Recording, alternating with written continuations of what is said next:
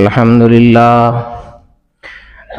لله نحمده ونستعينه ونستغفره ونؤمن به ونتوكل عليه ونعوذ بالله من شرور أنفسنا ومن سيئات أعمالنا من يهده الله فلا مضل له ومن يضلله فلا هادي له ونشهد أن لا إله إلا الله وحده لا شريك له ونشهد أن سيدنا وشفيعنا ومولانا محمدا عبده ورسوله أما بعد فقد قال الله تبارك وتعالى في كلامه المجيد والفرقان الحميد أعوذ بالله من الشيطان الرجيم بسم الله الرحمن الرحيم من عمل صالحا من ذكر أو أنثى وهو مؤمن فلنحيينه حياة طيبة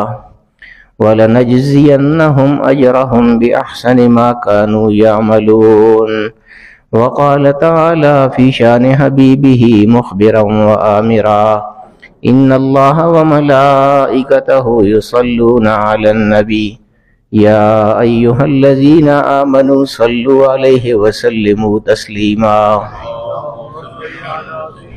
سيدنا مولانا محمد وعلى آل سيدنا ومولانا محمد وبارك وسلم الصلاة والسلام عليك يا رسول الله وعلى آلك وأصحابك يا حبيب الله الصلاة والسلام عليك يا شفيع المذنبين وعلى آلك وأصحابك يا رحمة للعالمين.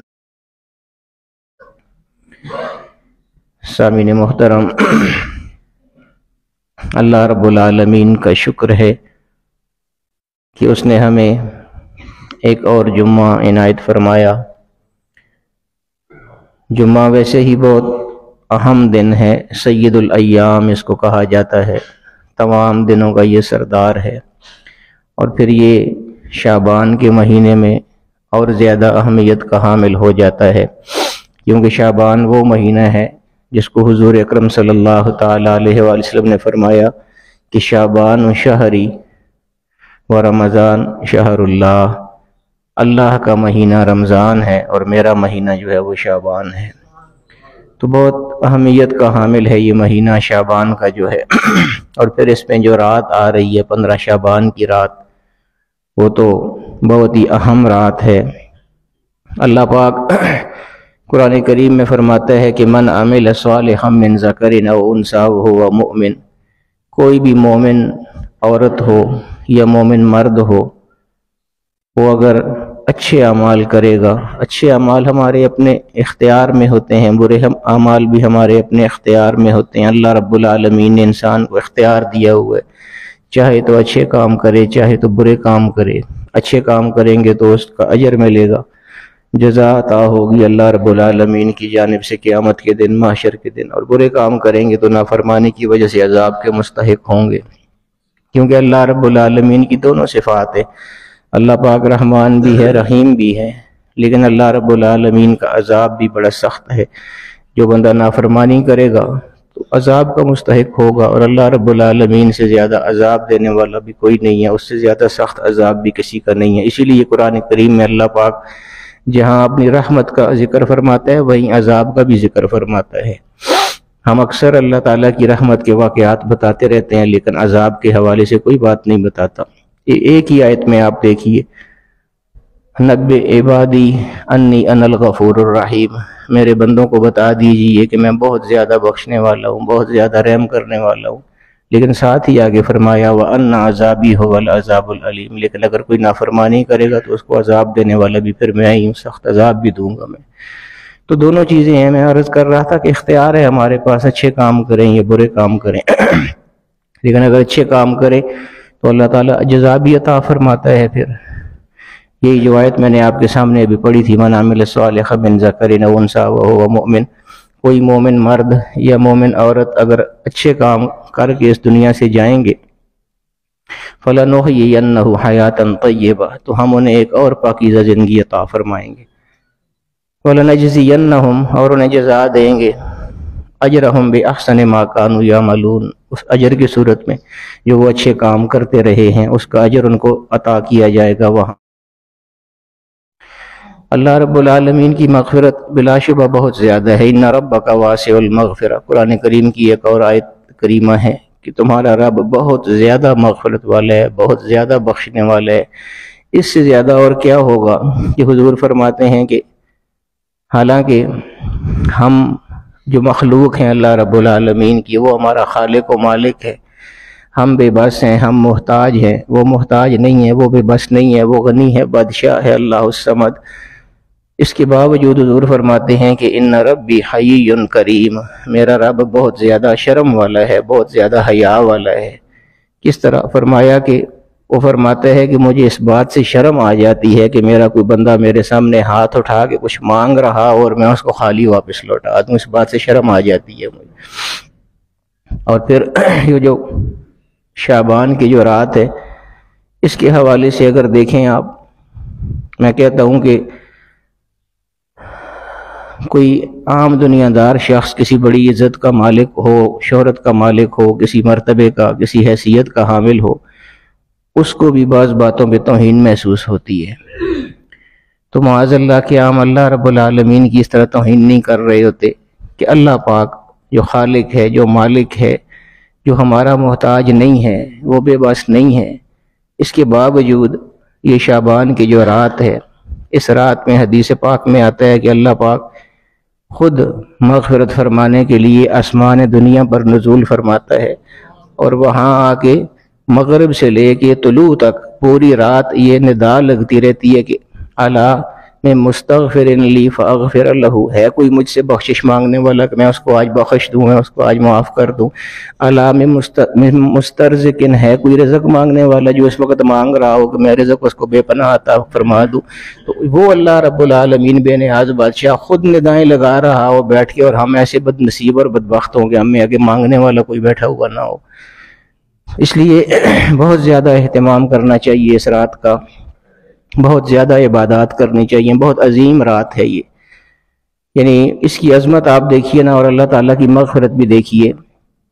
حضور علیہ الصلوۃ والسلام اور اللہ رب العالمین دونوں بہت بڑی ذاتیں ہیں، بہت بڑی ہستیاں ہیں۔ یہ جب کوئی چیز بیان فرماتے ہیں تو اس میں عام طور پر اس چیز کا خیال رکھا جاتا ہے کہ زیادہ سے زیادہ لوگوں کو بات سمجھنے میں آسانی ہو، اس لیے بعض دفعہ تشبیہات استعمال کی جاتی ہیں، بعض دفعہ مثالیں بیان کی جاتی ہیں بات کو سمجھنے کے لیے۔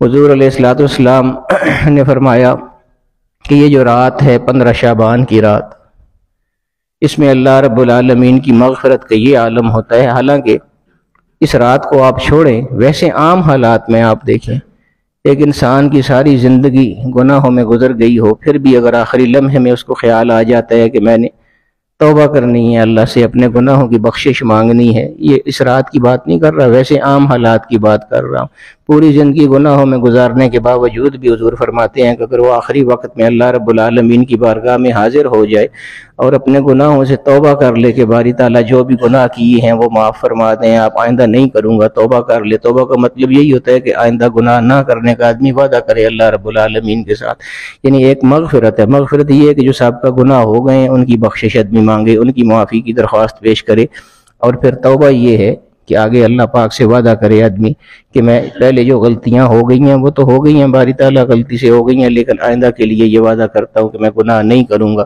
تو اللہ پاک اس کی توبہ کو قبول فرما لیتا ہے، اور اسی وقت اللہ پاک اس کو تمام زندگی کے جو گناہ کیے ہوتے ہیں وہ سب معاف فرما دیتا ہے اور اس کی بخشش فرما دیتا ہے۔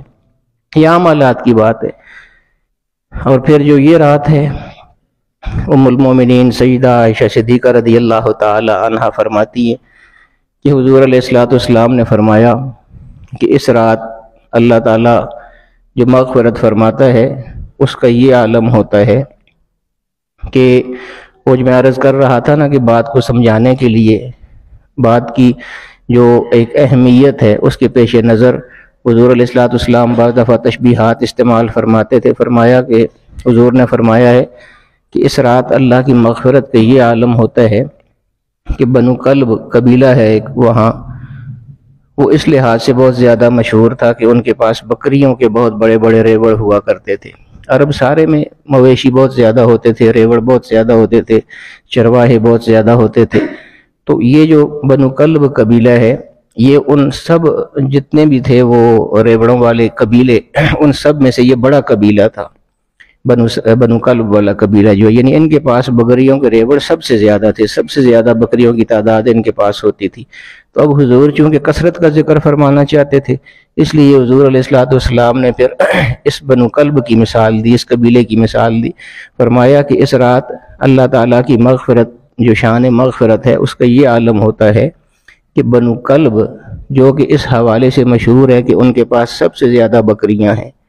فرمایا بنو کلب کی جو بکریاں ہیں، ان کے جو ریوڑ ہیں، یہ نہیں فرمایا کہ چونکہ وہ بکریاں بہت زیادہ ہیں تعداد میں تو اتنے لوگوں کی اللہ پاک بخشش فرما دیتے ہیں. فرمایا نہیں، بنو کلب کی جو بکریاں ہیں، ان بکریوں کے جو بال ہیں، ان بالوں کو اگر گنا جائے تو اس سے بھی زیادہ لوگوں کی اللہ پاک اس رات میں مغفرت فرما دیتا ہے. اب ایک بکری پر کتنے زیادہ بال ہوتے ہیں، پھر وہ پورا قبیلہ اور اس کے سارے ریوڑ، پھر کتنی کہاں تک بات چلی جاتی ہے. یہ باتیں آپ نے ہمیشہ سنی ہیں. میں آپ کو یہ بتاتا ہوں کہ اللہ رب العالمین کی اتنی مغفرت کہ وہ بنو کلب کی قبیلے کی بکریوں کے بالوں سے بھی زیادہ لوگوں کی اگر بخشش فرما دیتا ہے تو وہ کون سا بد نصیب ہے کہ جو اس رات بھی بخشش سے محروم رہ جاتا ہے. یہ بات سمجھنے کی ہے، یہ سوچنے کی ہے. 6 ایسے لوگ ہیں، میں نے اس لیے نوٹ کیے تھے کہ آپ کو بھی نوٹس کی صورت میں بتا دوں گا تاکہ بات یاد رہے آپ کو. سب سے پہلے، اور دوسری بات یہ ہے کہ ایک اور میں آپ کو بات بتاؤں، یہ جو رات ہے یہ اللہ رب العالمین کے ساتھ تعلق قائم کرنے کی رات ہے. اور اللہ رب العالمین کے ساتھ بندے کا تعلق سب سے زیادہ اس وقت ہوتا ہے جب آدمی نماز پڑھتا ہے. کوئی نفلی عبادت آپ کریں، مثلا 2 نفل آپ پڑھ رہے ہیں، 4 نفل پڑھتے ہیں، جو بھی نفلی عبادت آپ کرتے ہیں نماز کی صورت میں جو کرتے ہیں، ویسے تو ساری نفلی عبادات ہے، قرآن کریم کی آپ تلاوت کریں اس رات میں وہ نفلی عبادت ہے، بہت زیادہ اچھی بات ہے. ذکر اذکار کریں، کلمہ پڑھیں، جو بھی کریں، ساری نفلی عبادات ہیں. لیکن اللہ کے ساتھ جو تعلق انسان کا نماز کی صورت میں ہوتا ہے وہ براہ راست 2 ہی ہو جاتے ہیں نا. ایک بندہ نیچے کھڑا ہو جاتا ہے اور پھر اللہ کی بارگاہ میں وہ راز و نیاز کر رہا ہوتا ہے. اس لیے سب سے اہم عبادت جو ہے وہ نماز کی صورت میں ہے، چاہے وہ کسی بھی صورت میں آپ نماز پڑھیں. تو یہ جو رات ہے اس کا اصل مقصد اور اس کی اصل روح جو ہے وہ یہ ہے کہ انسان اور انسان کا جو تعلق ہے وہ اللہ کے ساتھ جڑا ہوا ہو، اور اس کی بہترین صورت نماز ہے. ہم میں یہ بڑی ایک خرابی ہے ہمارے معاشرے میں کہ اس رات کو لوگ جلسے رکھ لیتے ہیں. اب جلسہ یہ نہیں کہ بری بات ہے، جلسہ ظاہر ہے اللہ کی بات ہوگی، رسول کی بات ہوگی، لیکن جو وقت آپ کو نماز کی صورت میں اللہ کے ساتھ تعلق قائم کرنے کا ملتا ہے وہ ہم ضائع کر رہے ہوتے ہیں. سارا جب جلسے ہو رہے ہوتے ہیں، تقریریں، یہ ساری چیزیں پہلے کرنی چاہیے. اس رات کی اہمیت کے حوالے سے لوگوں کو بتانا چاہیے، اور جب یہ رات آ جائے تو پھر بجائے جلسے کرنے کے اللہ کی بارگاہ میں حاضر ہونا چاہیے. یہ بہت ایک المیہ ہے ہمارا. تو میں عرض یہ کر رہا تھا کہ ایک اور بات بھی ذہن میں رکھے کہ اس رات میں اللہ پاک جو بخشش فرماتا ہے وہ حقوق اللہ معاف ہوتے ہیں، اللہ تعالیٰ کے حقوق معاف ہوتے ہیں. یعنی اللہ رب العالمین کی اگر کوئی نافرمانیاں کی ہوئی ہیں تو وہ تو اللہ چاہے تو معاف فرما دے. ان اللہ لا یغفر ان یشرک، اللہ رب العالمین مشرک کی مغفرت کبھی نہیں فرماتا، جو کافر ہوگا اس کی مغفرت کبھی نہیں ہوگی. وَيَغْفِرُ مَا دُونَ ذَلِكَ لِمَن يَشَاءُ، اس کے علاوہ جتنے بھی گناہ ہیں وہ اللہ چاہے تو معاف فرما دیتا ہے. قرآن کریم کی آیت ہے. تو لیکن حقوق اللہ جو ہوں گے، میں عرض یہ کر رہا تھا، یہ وضاحت ضروری ہے کہ لوگ یہ سمجھتے ہیں کہ اللہ پاک سارے گناہ معاف فرما دے گا تو جو بھی کیا ہوا ہے معاف ہو جائے گا. ایسا نہیں ہے، صرف حقوق اللہ معاف ہوں گے. اللہ رب العالمین کے جو حقوق ہیں وہ اللہ پاک معاف فرماتا ہے. بندوں کے جو حقوق ہیں وہ اس رات بھی معاف نہیں ہوں گے. بندہ کا حق اس وقت معاف ہوگا جب جس کے ساتھ آپ نے زیادتی کی ہے وہ بندہ آپ کو معاف کرے گا، تب اللہ رب العالمین آپ کو معاف کرے گا. اس لیے اس بات پہ بھی بہت زیادہ غور کرنا چاہیے کہ ہم سے بندوں کے معاملے میں ہم نے کس کس کے ساتھ زیادتیاں کی ہوئی ہیں، کس کے ساتھ ہم نے کوئی زیادتی کی ہے ایسی جو وہ دل میں رکھے ہو، وہ زیادتی اس کو یاد ہو، تو جب تک وہ بندہ ہم کو معاف نہیں کرے گا اللہ رب العالمین بھی ہم کو معاف نہیں کرے گا.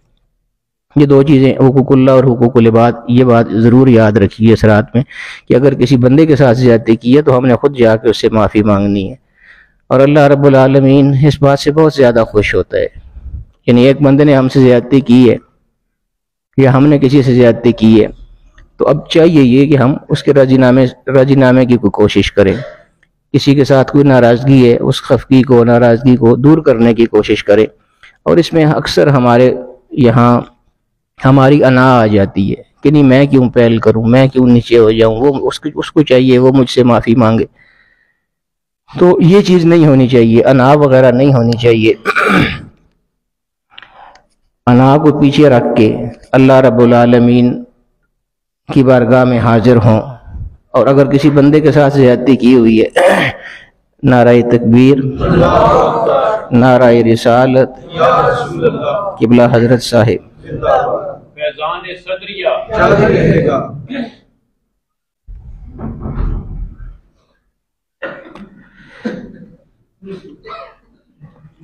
تو حقوق اللہ اور حقوق العباد یہ دو حقوق ہوتے ہیں. اس رات میں اللہ رب العالمین حقوق اللہ تو اپنے حقوق تو معاف فرما دیتا ہے، لیکن حقوق العباد معاف نہیں فرماتا جب تک کہ وہ بندہ جس کے ساتھ زیادتی ہوئی ہے اس سے آدمی معافی نہ مانگ لے اور وہ معاف نہ کر دے.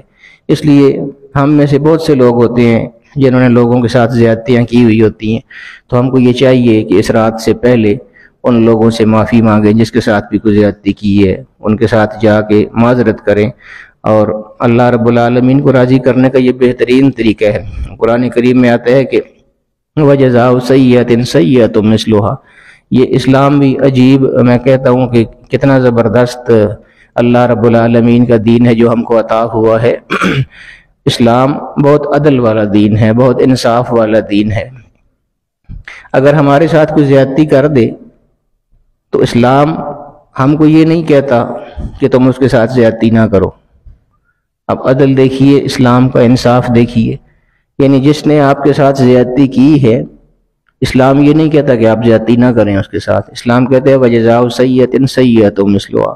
جتنی کسی نے آپ کے ساتھ زیادتی کی ہے، اسلام یہ آپ کو حق دیتا ہے کہ آپ بھی اتنی زیادتی اس کے ساتھ کریں، لیکن زیادہ نہ کریں. یہ بھی آپ وَجَزَاءُ سَيِّئَةٍ سَيِّئَةٌ مِثْلُهَا، اتنی ہی آپ اس کے ساتھ زیادتی کر سکتے ہیں جتنی اس نے آپ کے ساتھ زیادتی کی ہے، زیادہ نہیں کر سکتے. یہ اسلام آپ کو اجازت نہیں دیتا کیونکہ پھر اس کی حق تلفی ہو جائے گی اگر آپ زیادہ زیادتی کریں گے.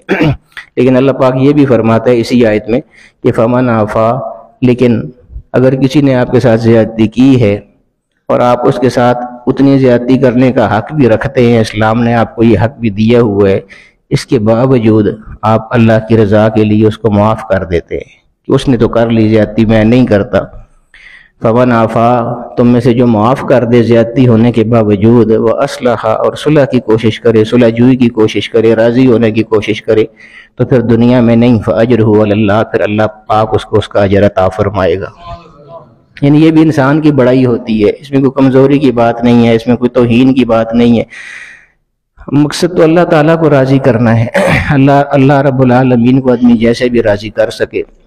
یہ باتیں میں اس لیے بتا رہا ہوں کہ اب یہ عظیم رات آنے والی ہے، تو اس عظیم رات سے فائدہ اٹھانے کے یہی سب سے بہترین طریقے ہیں. مثال کے طور پر جن لوگوں کی نہیں ہوتی، وہ میں نے آپ کو بتایا ہے، کتنے بدبخت آدمی ہوگا وہ کہ جو اس اتنی عظیم جو مغفرت والی رات ہے اس میں بھی بخشش سے محروم رہ جائے، مغفرت سے محروم رہ جائے. اور وہ کون سے 6 لوگ ہیں؟ حدیث پاک میں آتا ہے، بہت سارے ہیں لیکن 6 میں اس لیے کہہ رہا ہوں کہ آج کل ہمارے معاشرے میں یہ بہت زیادہ ہے، عام ہے یہ چیز. ایک تو یہ ہے کہ مشرک تو ان اللہ لا یغفر ان یشرک، جیسا میں نے آپ کو بتایا مشرک کی کبھی مغفرت اللہ پاک نہیں فرماتا. دوسرا جس کی سب سے زیادہ ضرورت ہے وہ اتنی عظیم رات میں وہ شخص، مزے کی بات یہ ہے کہ یہ نہیں کہ وہ مغفرت مانگی نہ ہو اس نے تب وہ نہیں بخشا جائے گا. دلچسپ بات یہ ہے کہ اس رات وہ عبادت کرتا بھی رہا ہو، اللہ رب العالمین سے مغفرت مانگتا بھی رہا ہو، پھر بھی اللہ پاک مغفرت نہیں فرماتا. وہ کون ہے؟ وہ شخص جو اپنے دل میں کینہ اور بغض رکھتا ہے. اب ہم دیکھیں نا اپنے معاشرے میں، ہمارے سارا معاشرہ کیا ہے، میں بھی اسی معاشرے کا حصہ ہوں نا، تو ہمیں پتہ ہے ہمارے معاشرے میں کیا کچھ ہوتا ہے. ہر آدمی کے دل میں کتنا بغض ہوتا ہے، کینہ ہوتا ہے. ہم سب ایسے ہی ہیں. میں تو اکثر کہا کرتا ہوں کہ اللہ پاک ہمیں اپنے دلوں کو صاف کرنے کی توفیق دے، ہم بظاہر تو اور بنے ہوتے ہیں، دلوں میں ہمارے جو ہے کیا کیا پل رہا ہوتا ہے وہ ہر آدمی کو اپنے بارے میں پتہ ہوتا ہے، کس کس کے دل میں کس کس کے لیے کینہ اور نفرت پائی جاتی ہے، بغض پایا جاتا ہے۔ کینہ اس چیز کا نام ہے کہ اگر آپ کے ساتھ کسی کی نہیں لگتی، کوئی کسی کے ساتھ جھگڑا ہوا ہے، کوئی تلخی ہوئی ہے، کوئی بھی وجہ ہے، آپ کے اور اس کے حال تعلقات اچھے نہیں ہیں، تو آپ دل میں اس کے نقصان پر خوش ہوتے ہوں، یہ کینہ ہے۔ اور آپ کے دل میں یہ خواہش ہوتی ہو کہ اس کا نقصان ہونا چاہیے، کیونکہ آپ کی نہیں لگتی اس کے ساتھ، آپ اس کو اپنا دشمن سمجھتے ہیں کسی بھی حوالے سے۔ تو جب آپ کے دل کے اندر یہ خواہش ہوتی ہے کہ اس کا نقصان ہونا چاہیے کسی نہ کسی طرح، یہ کینہ ہوتا ہے، کسی کے نقصان کی خواہش کرنا، اس کا نام کینہ اور بغض ہے۔ اور یہ ہوتا ہے ہمارے اندر، ہمارے دلوں میں یہ ہوتا ہے، کسی کے ساتھ بھی ہمارا جھگڑا ہو جاتا ہے تو ہم وہ بات دل میں رکھ کے بیٹھ جاتے ہیں۔ ایسا نہیں ہونا چاہیے، دلوں کو صاف کرنا چاہیے، جو بھی بات ہو آمنے سامنے بیٹھ کے ختم کر لینی چاہیے، صلح صفائی کی کوشش کرنی چاہیے، کیونکہ ہمارا دین تو نام ہی اس کا اسلام ہے، سلامتی والا دین۔ تو پھر اسلام کے ہوتے ہوئے، اسلام پر کار بند ہوتے ہوئے پھر ہمارے دلوں میں نفرتیں، کینے اور بغض اگر پڑے ہوں تو پھر کیا اسلام، ہمارا کون سا اسلام ہوگا، اور ہم اسلام کی کون سی تعلیمات پر عمل پیرا ہوں گے، چل رہے ہوں گے۔ تو اس لیے یہ بہت زیادہ ضروری ہے، اپنے دلوں کو بہت صاف کیجئے، اس چیز کی بہت زیادہ ضرورت ہے۔ ہمارے معاشرے میں بہت زیادہ کینہ اور بغض پایا جاتا ہے ہمارے دلوں میں، اور اس حوالے سے بھی میں یہ کہتا ہوں دلوں کو صاف کرنا کیوں ضروری ہے۔ حضور علیہ السلام فرماتے ہیں کہ ایک حدیث قدسی ہے کہ اللہ پاک فرماتا ہے کہ لا یسعنی ارضی ولا سمائی ولکن یسعنی قلب المؤمن۔ کتنا بڑا بندے کا کتنا بڑا ایک اعزاز ہے۔ حضور فرماتے ہیں کہ یہ کائنات ساری میں نے بنائی ہے، زمین آسمان سارے میں نے بنائے ہیں، یہ سارے جہان میں نے بنائے ہیں۔ ایک جہان بھی بہت بڑا جہان ہوتا ہے، اتنا بڑا کہ ہماری سوچ سے وہ بڑا جہان ہوتا ہے، اور پھر سارے جہان، سارے عالمین، یہ ساری کائنات، اللہ پاک فرماتے ہیں کہ یہ بہت زیادہ وسیع ہیں، بہت زیادہ بڑی ہیں، لیکن میں خود اتنا بڑا ہوں کیونکہ میں ان کا خالق ہوں، ان کا مالک ہوں، میں ان سب سے زیادہ بڑا ہوں، ان سارے جہان سے، ساری کائنات سے بڑا ہوں۔ تو میں اتنا بڑا ہوں کہ یہ ساری کائنات مل کے بھی، سارے جہان، سارے عالمین مل کے بھی مجھے اپنے اندر سمو نہیں سکتے ہیں، اتنا بڑا ہوں میں۔ بلکہ وہ قرآن کریم میں آتا ہے وسیع کرسیہ السماوات والارض، اس کا جو عرش ہے، اس کی جو کرسی ہے، اس کا جو تخت ہے، وہ اتنا بڑا ہے کہ جس کا کوئی حساب نہیں ہے۔ خود اللہ رب العالمین کی ذات کی وسعت کا کیا عالم ہوگا۔ تو وہ فرماتا ہے کہ میری اپنی وسعت اتنی زیادہ ہے کہ یہ ساری کائنات مل کے بھی مجھے اپنے اندر سمو نہیں سکتی ہے، اتنی بڑی ذات ہوں میں۔ ولیکن یسعنی قلب المؤمن، لیکن ایک جگہ ایسی ہے کہ وہاں میں سما جاتا ہوں، وہ چیز مجھے اپنے اندر سمو لیتی ہے، اور وہ کیا ہے؟ فرمایا ایک مومن بندے کا دل ہے، جو اگر صاف ہو جاتا ہے تو میری تجلیات اس کے دل میں اتر آتی ہیں۔ تو جب دل میں کینہ بغض ہوگا اور دل سیاہ ہوگا، دل کالا ہوگا، تو پھر اللہ رب العالمین کی تجلیات وہاں پر کیسے اتریں گی؟ اور جب اللہ رب العالمین کی تجلیات نہیں اتریں گی ہمارے دلوں میں تو ہمارے دل صاف نہیں ہوں گے۔ جب دل صاف نہیں ہوں گے تو پھر تو ہماری زندگی کا مقصد ہی ختم ہو جاتا ہے، کیونکہ دل صاف کرنے کے لیے تو سارے انبیاء آتے رہے ہیں۔ حضور علیہ السلام کے بارے میں اللہ پاک کیا فرماتے ہیں؟ لقد من اللہ علی المؤمنین، اللہ رب العالمین نے مومنوں پر احسان فرمایا، اس بعث فیہم رسولا من انفسہم، کہ انہی میں سے ایک رسول بھیجا، یتلو علیہم آیاتہ، وہ اللہ رب العالمین کی آیات، نشانیاں، آیات پڑھ پڑھ کے لوگوں کو بتاتے ہیں، ویزکیہم، اور ان کے دل کا تزکیہ کرتے ہیں۔ تو جب انبیاء کی ہی سنت ہے، انبیاء یہی کام کرتے ہیں، دل کا تزکیہ کرتے رہے ہیں، دلوں کو صاف کرتے رہے ہیں، اور یہی چیزیں آج کل خانقاہوں میں آنے کا مقصد بھی ہونا چاہیے۔ میں اکثر کہا کرتا ہوں، جو لوگ مرید ہوتے ہیں یا بیعت ہوتے ہیں، تو میں اکثر ان کو یہ کہا کرتا ہوں کہ بیعت ہونے کا یہ مطلب نہیں ہے کہ آپ دنیاوی طور پر مقاصد حاصل کرنے کی کوشش کریں۔ کئی لوگ آتے ہیں ہمارے پاس، جی آپ کے فلاں بریگیڈیئر مرید ہیں تو آپ ہماری یہ سفارش کر دیں، ہماری یہ نہیں ہونا چاہیے خانقاہوں میں آنے کا مقصد۔ خانقاہ میں آنے کا مقصد یہ ہے کہ اللہ رب العالمین کے ساتھ جو تعلق کمزور ہے اس کو مضبوط کیا جائے۔ جب اللہ کے ساتھ تعلق کو مضبوط آپ کر لیں گے تو پھر کسی کو دعا کہنے کی ضرورت ہی نہیں پڑے گی، کیونکہ من کان للہ کان اللہ لہ، جو اللہ کا ہو جاتا ہے تو اللہ پھر اس کا ہو جاتا ہے، پھر کیا ضرورت ہے کسی کو دعا کا کہنے کی؟ تو ضرورت اس بات کی ہے کہ ہم خود اللہ کے ہو جائیں تاکہ اللہ ہمارا ہو جائے۔ جب اللہ ہمارا ہو جائے گا تو پھر ہماری یہ دنیا بھی اچھی ہوگی، ہماری اگلی دنیا بھی اچھی ہوگی۔ ہم بہت سی چیزیں نمود و نمائش کے لیے کرتے ہیں، ریاکاری کے لیے کرتے ہیں۔ اللہ رب العالمین ہمیں ریاکاری سے بھی محفوظ فرمائے۔ جو بھی ہم عبادات کریں، جو بھی ہم اللہ رب العالمین کے ساتھ تعلق رکھیں، وہ اخلاص کے ساتھ ہونا چاہیے، اللہ رب العالمین کی رضا کے لیے ہونا چاہیے، اس کے محبوب پاک صلی اللہ تعالیٰ علیہ وآلہ وسلم ان کی رضا کے لیے ہونا چاہیے۔ اپنی ظاہری شان و شوکت یہ چیزیں تو ویسے بھی آدمی کو حاصل ہو جاتی ہیں، جیسے حضور علیہ الصلوۃ والسلام کے ایک صحابی، انہوں نے گھر بنایا تھا تو انہوں نے اس میں روشندان بھی رکھے ہوئے تھے۔ حضور علیہ الصلوۃ والسلام وہاں جب تشریف لے گئے تو حضور نے پوچھا کہ یہ روشندان کیوں رکھا ہوا ہے؟ تو انہوں نے جس لیے رکھا تھا وہ بتایا۔ انہوں نے عرض کی کہ یا رسول اللہ، ہوا آتی جاتی ہے، تازہ ہوا کی آمد و رفت کے لیے رکھا ہے یا رسول اللہ۔ حضور نے فرمایا کہ اگر تو یہ کہہ دیتا کہ یہ میں نے اس لیے رکھا ہے کہ جب اذان ہوگی تو اذان کی آواز مجھے یہاں سے آئے گی، تو ہوا تو پھر بھی آتی رہنی تھی، لیکن اچھی نیت کی وجہ سے تجھے ثواب بھی ملتا رہنا تھا یہ روشندان رکھنے کا۔ یعنی بات تو وہی ہے، لیکن وہ نیت کی بات ہو گئی نا۔ انہوں نے ہوا کے لیے رکھا تھا تو ہوا تو آتی رہی، لیکن اجر سے محروم ہو گئے۔ حضور نے فرمایا کہ نیت اگر یہ کر لیتے کہ اذان کی آواز آئے گی تو ہوا تو پھر بھی آنی تھی، یہ تو نہیں تھی کہ ہوا نہیں آتی، پھر ہوا پھر بھی آتی رہتی، لیکن اذان کی نیت کی وجہ سے جو ثواب بھی ہمیشہ ملتا رہتا ہے یہ روشندان رکھنے کا۔ تو یہ چیز ہوتی ہے کہ اللہ رب العالمین کی رضا کے لیے جو بھی کام کریں وہ کریں۔ اللہ رب العالمین ہمیں اس رات کی جو خصوصی برکات ہیں وہ سمیٹنے کی توفیق عطا فرمائے۔ یہاں پر بھی کافی لوگ اس رات میں آ جاتے ہیں، حالانکہ یہ جو نفلی عبادات ہوتی ہیں ان میں اعلان نہیں کرنا چاہیے۔ شریعت کا یہی حکم ہے کہ جو لوگ خود آ جائیں وہ آ جائیں۔ اسی لیے ہم نے کبھی اس کا اعلان نہیں کیا کہ 15 شعبان کی رات کو یہاں پر کوئی اہتمام ہوتا ہے۔ لوگوں کو خود ہی پتہ ہے کہ اتنی عظیم رات ہے، سارے لوگ ویسے ہی آ جاتے ہیں اللہ رب العالمین کو راضی کرنے کے لیے۔ اور مسجد میں جب آ جائیں تو آپ درود شریف پڑھتے رہیں، اس رات بیٹھ کے ذکر کرتے رہیں، اللہ کا ذکر کرتے رہیں، تیسرا کلمہ پڑھیں، سبحان اللہ والحمد للہ ولا الہ الا اللہ، سبحان اللہ وبحمدہ سبحان اللہ العظیم۔ بہت بڑا وظیفہ ہے۔ جو بھی یعنی قرآنی وظائف ہیں یا مسنون دعائیں ہیں حضور علیہ الصلوۃ والسلام کی، اس میں کوئی مخصوص نہیں ہے کہ اس رات آپ نے یہ کام کرنا ہے، یہ بھی یاد رکھیے۔ اکثر لوگ بتاتے ہیں، کئی لوگ بلکہ بعض دفعہ علماء بھی بیان کر دیتے ہیں یہ بات، علماء میں نہیں کہتا، واعظین کہتا ہوں، بعض واعظین واعظ کرنے والے وہ یہ بیان کر دیتے ہیں کہ اس رات کو یہ ایسے کرو تو ایسے ہوگا۔ ایسا کچھ بھی نہیں ہے، صرف یہ ہے، اتنا ہے ضرور کہ اس رات میں عبادات کرنی چاہیے۔